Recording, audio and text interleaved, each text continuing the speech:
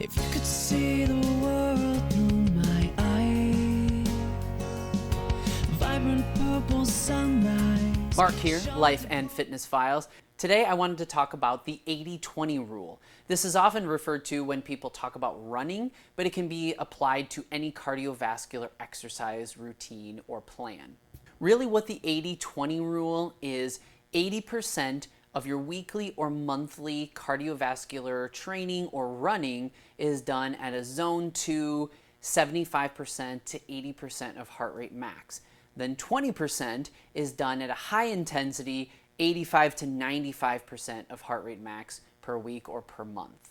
This is obviously just a ballpark and it depends on your goals. But the underlying premise of this 80-20 rule is so that you don't burn yourself out. Some people could probably tolerate more than 20% of the week or month being in high intensity training. However, if you're not used to it, that's definitely not the place to start. On the flip side, starting with doing more zone 2 training is a great place to start and super important. You also want to do some high intensity training. So if your percentage is close to 0 on the high intensity side, you can work your way up to that 20%. So all of this is individualized, but the 80-20 rule, 80% zone 2, 20% high intensity. Zone 2 training helps build our aerobic base and increases mitochondrial efficiency. It's great for longevity and general respiratory health. Check out some of my videos on the benefits of exercise specific to zone 2 training.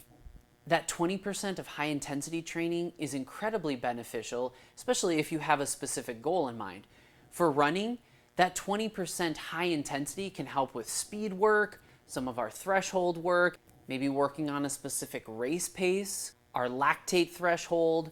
So there are some specific reasons why you might work more into that 85 to 95% range, not to mention the longevity benefits of increasing your VO2 max. Additionally, lactate had always been thought of as a byproduct and a waste product, but it's actually a fuel, so it's something incredibly beneficial for our health and our brains.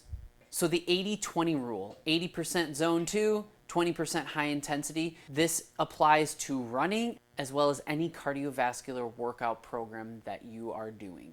Use this rule of thumb to meet your needs, helping balance recovery as well as building a foundational base. You also want to make sure you're preventing injury, but working towards your goals. I hope this video helps you on your fitness journey. Make sure to like and subscribe to stay up to date with content. Here's to life and fitness. Peace out.